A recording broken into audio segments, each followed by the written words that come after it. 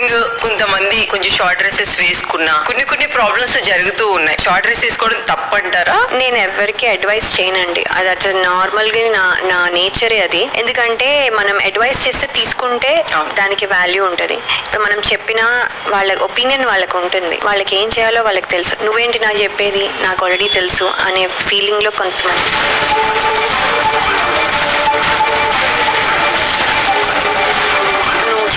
ఓహో నువ్వు చెప్పావా అని ఒక రెస్పెక్ట్ఫుల్ గా మనం చెప్పేది విని అర్థం చేసుకుని పోనీ అవునులే మీరు చెప్పారు కానీ నాకు ఇలా ఇష్టం కాబట్టి నేను ఇలా చేస్తాను అని ఆలోచించే మైండ్ సెట్ చాలా తక్కువ మంది ఉంది ఇప్పుడు జనరేషన్ కి. సో ఇప్పుడు ఈ జనరేషన్ కి అసలు పిల్లలకి ఏమీ చెప్పలేకపోతున్నాము, చెప్పకూడదు గట్టిగా, ఎవరి ఇష్టం వాళ్ళది. ఎందుకంటే నాకు ఎంతో ఇష్టమైన మా శివాజీ గారు ఈ సోషల్ మీడియాలో కానీ బయట కానీ అవన్నీ ఆయన ఈ డ్రెస్సింగ్ విషయంలో చాలా ఫేస్ చేశారు. సో ఆ టైంలో మీరు ఏదైనా ఆయనకి చెప్పడం కానీ లేదు ఆయన మీతో ఏదైనా షేర్ చేసుకోవడం కానీ? లేదండి, నేను యాక్చువల్లీ ఆఫ్టర్ వర్క్ నేను ఎక్కువ మాట్లాడిన ఆయనతో. అంటే ఆయనతో కాదు ఎవరితోనూ. వెళ్ళిపోయాక ఇప్పుడు వర్ష మీరు బాగా తెలుసు, ఇప్పుడు మీతో మాట్లాడాను, ఇప్పుడు మీతో ఇంటరాక్ట్ అవుతున్నాను, కానీ వెళ్ళిపోయాక ఇంకా నథింగ్. బట్ కానీ మళ్ళీ ఎప్పుడు ఇంకో 10 years అయ్యాకైనా సరే, ఇంకొక 20 years అయినా సరే వర్ష మళ్ళీ కనిపిస్తే మళ్ళీ వర్ష అనే మాట్లాడు. దట్ ఈస్ హౌ ఈవెన్ ఆయనతో కూడా. సో పెద్ద డిస్కస్ చేసింది ఏం లేదు. సో మీకు ఏమనిపించింది మ్యామ్ అవన్నీ చూసినప్పుడు? ఆయన ఏమనుకున్నారో ఆయన చెప్పారు. అది ఎవరికి ఎలా కావాలో వాళ్ళు తీసుకుంటారు.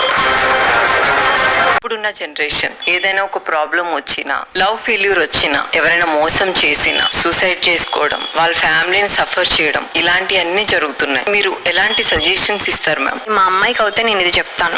That's all I will say. Failures success గురించి ఇప్పుడే చెప్పినట్టు మనం ఏమి చేసినా లైఫ్ లో అవి రెండే ఆప్షన్స్. అదే సక్సీడ్ అవుతాము, ఫెయిల్యూర్. అది ఏ లెవెల్స్ లో అనేది మళ్ళీ వేరీ అవుతుంది. పేరెంట్స్ ఇచ్చే లవ్ కంటే ఎవరైనా ఇచ్చేది ఎక్కువ ఏదో ఒక రీజన్ వల్ల వర్క్ అవ్వలేదు. ఇప్పుడు కాకపోతే రేపు పెళ్ళయ్యాక వర్క్ అవ్వకపోవచ్చు. కొంతమందికి అలా అవ్వట్లేదు, కొంతమందికి ఇది, కొంతమంది ఈగోకి పోయి పాడు చేసుకుంటున్నారు. Whatever their scenarios are, ఏదైనా ఆ సినారియో అవ్వనియండి. కాకపోతే మీకు ఏదైనా వర్కౌట్ అవ్వకపోతే గో లుక్ అహెడ్.